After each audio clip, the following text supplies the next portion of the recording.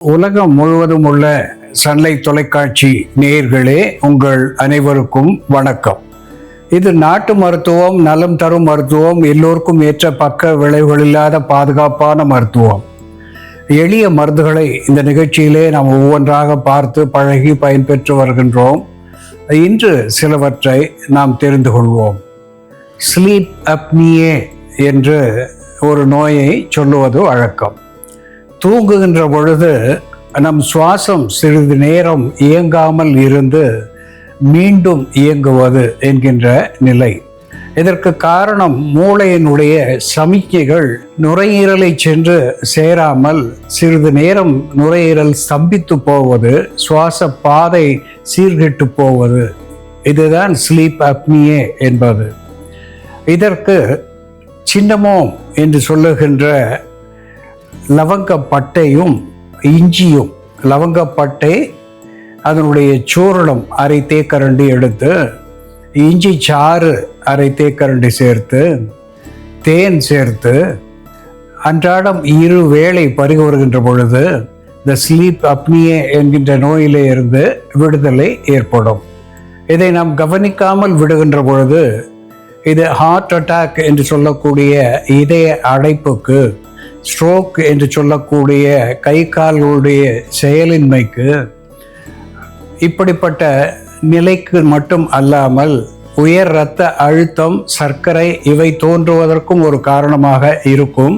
அல்லது இவற்றின் காரணமாக அந்த ஸ்லீப் அப்னியா ஏற்படும் என்பதை நாம் கவனத்தில் வைத்து பரிசோதனைகள் செய்து மருத்துவத்தை எடுத்துக்கொள்ளுதல் வேண்டும்.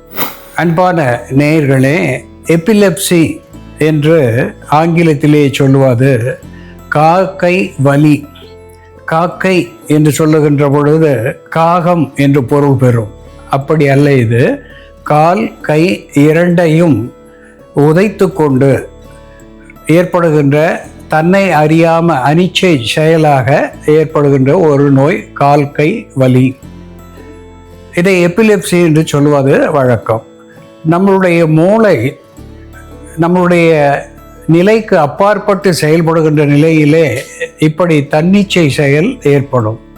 இதற்கு பூண்டு ஒரு அற்புதமான மருந்தாகி பலன் தருகிறது. அல்லியம் சாட்டிவம் என்று சொல்லுகின்ற பூண்டு அல்லிசின் என்கின்ற வேதிப்பொருளையும் சல்ஃபர் என்கின்ற வேதிப்பொருளையும் மிகுதியாக பெற்றிருப்பதனாலே ஒரு ஆன்டி ஆக்சிடென்ட் என்கின்ற மருத்துவ குணத்தை இது பெற்று இரத்த நாளங்களிலே ஏற்படுகின்ற அடைப்பை போக்கி நரம்புகளுக்கு பலம் தரக்கூடியதாகவும், மூளை நரம்புகளுக்கு நல்ல சமிக்ஞைகளை கொண்டு செல்வதற்கான சூழ்நிலையை, உடல் உஷ்ணத்தை சரிகட்டக்கூடிய ஒன்றாக இந்த பூண்டு விளங்குகிறது.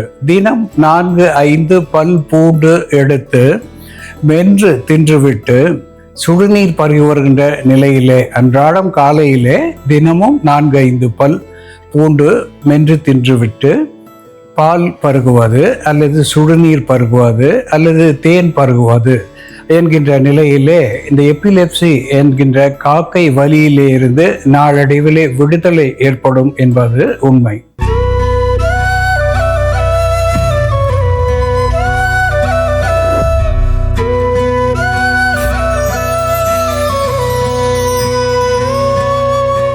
அன்பான நேயர்களே, நிக்டாந்தஸ் அர்பாட்ரிஸ்டிஸ், நிக்டாந்தஸ் அர்பாட்ரிஸ்டிஸ் என்று தாவர பெயராலே சுட்டப்பெறுவது, இது கோரல் ஜாஸ்மின் என்று ஆங்கிலத்திலே சொல்லப்பெறுகின்ற ஒன்று. இது குயின் ஆஃப் ஃப்ளவர்ஸ் என்று சொல்லக்கூடிய ஒன்று. அர்சிங்கர் என்று வடமொழி பெயரை பெற்றிருக்கிறது. நரசிம்மருக்கு இது உகந்ததாக விளங்குகிறது. வசுதேவ கிருஷ்ணன் தன்னுடைய மனைவிக்காக இந்திர லோகத்திலே இருந்து கருட வாகனம் ஏறி இந்த பூவை கொண்டு வந்ததாக புராணங்கள் சொல்லுகின்றன. இதை பாரிஜாதம் என்று வடமொழி பெயராலே சொல்லுவார்கள். பவள மல்லி என்று தமிழ் பெயரை பெற்றிருக்கிறது. பகடமல்லி என்று தெலுங்கு பாஷையிலே இதற்கு பெயரை சொல்லியிருக்கிறார்கள். இது ட்ரீ ஆஃப் சாரோ என்று கூட ஆங்கிலத்திலே சொல்லுவது வழக்கம். துக்கத்தை நமக்கு தெரிவிக்கின்ற ஒரு பூவாக இது விளங்குகிறது. இரவு நேரத்திலே பூத்து குலுங்கி விடுகின்ற ஒன்று என்பதனாலே இப்படி சொல்லியிருக்கிறார்கள். மிகவும் மனமுடைய ஒன்று. அது மட்டுமல்லாமல் நிறைய மருத்துவ குணங்களை உடைய ஒன்றாக இது விளங்குகிறது. தேவலோகத்திலே இருந்து இறைவனாலே விண்ணிலிருந்து மண்ணுக்கு கொண்டு வரப்பட்ட ஒரு மலர் என்பதனாலே இதற்கு பல மகிமைகளை நம் முன்னோர்கள் சொல்லியிருக்கிறார்கள். இதனுடைய இலைகளிலேயும் சரி மலர்களிலேயும் சரி நிக்டாந்திக் ஆசிட் என்று சொல்லக்கூடிய ஒரு அமிலத்தன்மை இருக்கிறது. லைகோபின், பீட்டா கெரோட்டின் என்று சொல்லக்கூடிய ஆன்டி ஆக்சிடென்ட் என்கின்ற வேதிப்பொருட்கள் இதிலே மிகுதியாக விளங்குகிறது. இது ஒரு அஸ்ட்ரிஞ்சன்ட் என்று சொல்லக்கூடிய வகையிலேயும் டயூரிட்டிக் என்று சொல்லக்கூடிய நிலையிலே சிறுநீர் பெருக்கியாக விளங்குகிறது. ஆன்டி ஆக்சிடென்ட் என்கின்ற வகையிலே நோய் எதிர்ப்பு சத்துவத்தை குறிப்பாக உற்று வாராத வண்ணம் தடுக்கின்ற ஒன்றாக இது திகழ்கிறது. ஆன்டி இன்ஃப்ளமேட்டரி அனால்ஜெசிக் என்கின்ற வகையிலே வலியை தணித்து வீக்கத்தை கரைக்கக்கூடிய ஒன்றாக திகழ்கிறது. ஆன்டி ஃபங்கல், ஆன்டி மைக்ரோபியல் என்கின்ற நிலையிலே நோய் கிருமிகளை, பூஞ்ச காளான்களை போக்கக்கூடியதாக விளங்குகிறது.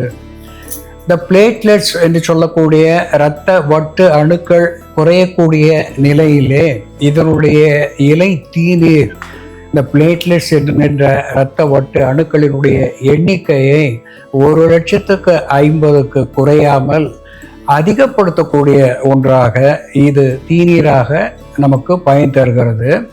இதனுடைய இலைகளையோ அல்லது மலர்களையோ தீநீராக நாம் பருகின்ற பொழுது rheumatoid arthritis, osteo arthritis, osteoporosis என்கின்ற நிலையிலே ஏற்படுகின்ற மூட்டு வலிகளை போக்கக்கூடியதாக இது திகழ்கிறது. அன்பான நேயர்களே, இறைவன் நமக்கு படைத்த ஒன்றிலே இது மிகச் சிறந்த ஒன்று என்கின்ற வகையிலே இன்று இதனுடைய மருத்துவ குணத்தை நாம் பார்ப்போம். வாருங்கள் நேயர்களே, நாம இன்னைக்கு பவழமல்லி செடியோட மருத்துவ குணங்கள் என்ன, பவழமல்லி செடியோட பாகங்களை நம்ம எப்படி மருந்தா பயன்படுத்துறதுன்னு பார்க்கலாம். முதல்ல நாம பவழமல்லி இலைகளை பயன்படுத்தி வாதத்தினால் உண்டாகக்கூடிய மூட்டு வலி, மூட்டு தேய்மானத்தினால் ஏற்படக்கூடிய வலி இவற்றை சரி செய்யக்கூடிய ஒரு மருந்து தயார் பண்ணலாம். இதற்கு தேவையான பொருட்கள்: பவழமல்லி இலை, ஏலக்காய், சுக்கு, வெல்லம் அல்லது நாட்டு சர்க்கரை. ஒரு பாத்திரத்துல கொஞ்சம் நீர் விட்டுக்கலாம். இதோட நம்ம பவழமல்லி செடியோட இலைகள் 4 to 5 இலைகள் சேர்த்துக்கலாம். இந்த இலைகள் அதிகமாக சேர்த்தோம்னா சூடாகும். அதனால மேக்சிமம் 5 இலை சேர்த்தோம்னா போதும் ஒரு வேளைக்கான தீநீர் தயார் பண்ணுறதுக்கு. இந்த இலைகள் நல்லா சொரசொரப்பாக இருக்கும். இதோட நம்ம தட்டி வச்சிருக்க ஏலக்காய் ஒரு 2 சிட்டிகை சேர்த்துக்கலாம். ஏலக்காய் அகட்டு வாயு அகற்றியா செயல்படும். சுக்கு ஒரு வலி நிவாரணியாகவும் வாதத்தை கலைக்கக்கூடிய மருந்தாகவும் செயல்படும். சுக்கு ஒரு 1/4 தேக்கரண்டி அளவு எடுத்துக்கலாம். அதோட நம்ம வெல்லம் அல்லது நாட்டு சர்க்கரை சேர்த்துக்கலாம். சர்க்கரை நோயாளிகள் இனிப்பு சேர்க்காம டைரக்டாவே எடுத்துக்கலாம். வேணும்னா கொஞ்சமா உப்பு சேர்த்துக்கலாம். இதுல இருக்கக்கூடிய குளுக்கோஸ் சத்தம், சர்க்கரை சத்தம் நமக்கு வலி நிவாரணியா செயல்படும். வலியை தாங்கும் சக்தியை அது கொடுக்கும். இதெல்லாம் சேர்த்து கொதிக்க வச்சுட்டு நம்ம கஷாயமா காலை மாலைன்னு 2 வேளையும் எடுத்துட்டு வரும் பொழுது முடக்குவாதத்தினால ஏற்படக்கூடிய பிடிப்பு கம்மியாகும். ருமட்டாய்டு ஆர்த்ரைட்டிஸ்னால வரக்கூடிய ஸ்டிஃப்னஸ் கம்மியாகும். அதே போல ஆஸ்டியோ ஆர்த்ரைட்டிஸ்னால வரக்கூடிய மூட்டு வீக்கமும் குறைய ஆரம்பிக்கும். பவழமல்லி செடியோட பூக்களை கூட நம்ம மருந்தா பயன்படுத்தலாம். இந்த பூக்களை எடுத்து நம்ம தேங்காய் எண்ணெயில இட்டு நல்லா முக்கி வச்சிடணும். அது சூரிய வெளிச்சத்துல ஒரு 3 நாட்கள் நம்ம வச்சு எடுத்துக்கிட்டோம்னா பதமாயிடும். அந்த எண்ணெயை மட்டும் நம்ம வடிகட்டிட்டு தினமும் அதை தலையில தேய்ச்சிட்டு வரும்பொழுது தலையில இருக்கக்கூடிய நமைச்சல் கம்மியாகும். பொடுகுக்கு இதை மருந்தா பயன்படுத்தலாம். சீசன்ல நமக்கு இந்த விதைகள் கிடைக்கும் பொழுது பவழமல்லி செடியோட விதைகள் பார்த்தோம்னா நல்லா தட்டியா இந்த மாதிரி டிஸ்க் மாதிரி இருக்கும். இந்த விதைகளை மட்டும் எடுத்து நம்ம காய வச்சு பொடி பண்ணி தேங்காய் எண்ணெயோட மிக்ஸ் பண்ணி தலையில தேய்ச்சிட்டு வரும் பொழுது தலையில ஏற்படக்கூடிய மண்டை கரப்பான், சிரங்கு போன்ற பிரச்சனைகள் சரியாகும். பவழமல்லி இலை சாறு நம்ம குழந்தைகளுக்கு வயிற்றில் இருக்கக்கூடிய புழுக்களை வெளித்தள்ளக்கூடிய மருந்தா பயன்படுத்தலாம்.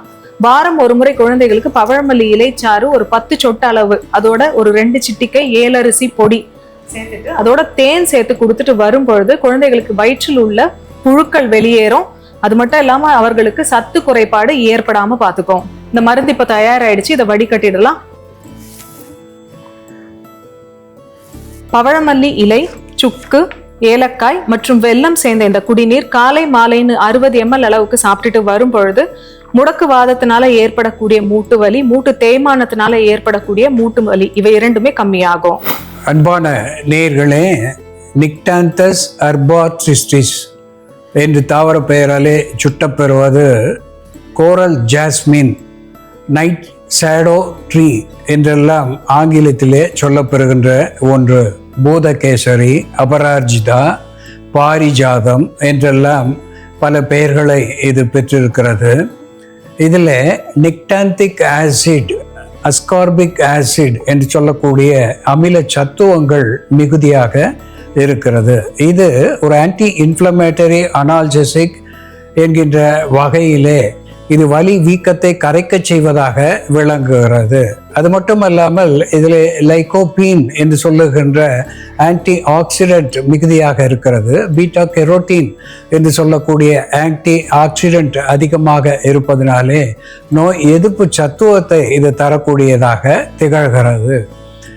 இதோடு கூட லெசித்தின் என்று சொல்லக்கூடிய வேதிப்பொருள், நியாசின் என்று சொல்லக்கூடிய வேதிப்பொருள் மிகுதியாக இருப்பதனாலே குருதி ஓட்டத்தை சரி செய்கிறது, சிறுநீர் பாதையை சீர் செய்கிறது, சிறுநீரை வெளித்தள்ளக்கூடிய ஒரு டயூரிட்டிக்காக இது திகழ்கிறது என்பதையும் நாம் மறத்தல் ஆகாது.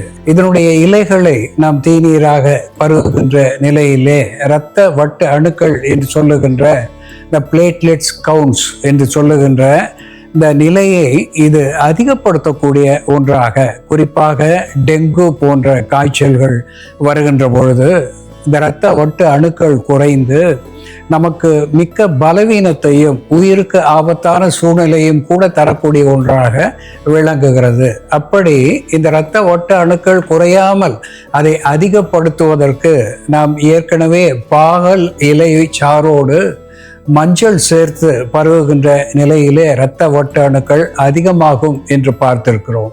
அதுபோல பவழமல்லி இலை சாரோடு சிறிது மஞ்சளும் சேர்த்து பருகுவதனாலேயோ அல்லது இங்கே இந்த பவழமல்லி இலை தீநீரோடு ஏலக்காய், எலட்டேரியா காடமோம் என்று சொல்லுகின்ற ஏலம் சேர்த்திருக்கின்றோம். ஏலம் மனம் தருவது மட்டுமல்லாமல் வலி வீக்கத்தை கரைக்கக்கூடியது, ஒரு ஸ்டிமுலண்ட் என்கின்ற வகையிலே தூண்டுவிப்பானாக இருந்து உள் உறுப்புகளை தூண்டச் செய்வதாக விளங்குகிறது, குருதி ஓட்டத்தை சீர் செய்வதாக விளங்குகிறது. இதனோடு ஜிஞ்சிபர் அஃபிஷினேல் என்று சொல்லக்கூடிய சுக்கு ஒரு கார்பினேட்டிவ் என்கின்ற வகையிலே அகட்டு வாயு அகற்றியாக மட்டும் இருப்பது அல்லாமல் உடலிலே எங்கே வாதம் சேர்ந்தாலும் அந்த வாதத்தை வெளித்தள்ளக்கூடிய ஒன்றாக சுக்கு விளங்குகிறது. ஒரு வலி நிவாரணியாகவும் சுக்கு விளங்குகிறது. இந்த பாரிஜாதம் என்கின்ற பவழமல்லி இலையோடு சுக்கு, ஏலம், வெல்லம் சேர்த்து தீநீராக இருவேளை அன்றாடம் பருகி வருகின்ற நிலையிலே இரத்த வட்டு அணுக்கள் அதிகமாவது மட்டுமல்லாமல் காய்ச்சலிலே இருந்து நமக்கு விடுதலை கிடைக்கிறது. ஆன்டிபைரிட்டிக் என்கின்ற மருத்துவ குணத்தை இது பெற்றிருக்கிறது. ஆன்டி இன்ஃப்ளமேட்டரி அனால்ஜெசிக் என்கின்ற வகையிலே வலி வீக்கத்தை குறைக்கக்கூடியதாக விளங்குகிறது. அன்பான நேயர்களே, பூஜைக்கு உகந்த மலரான பாரிஜாதம், பவழமல்லி எப்படி ஒரு அற்புதமான மருத்துவ குணத்தை பெற்றிருக்கிறது என்று நாம் பார்த்து தெரிந்து கொண்டோம். இது போல வேறு ஒரு மருத்துவ குறிப்போடு நாம் மீண்டும் சந்திப்போம். நன்றி, வணக்கம்.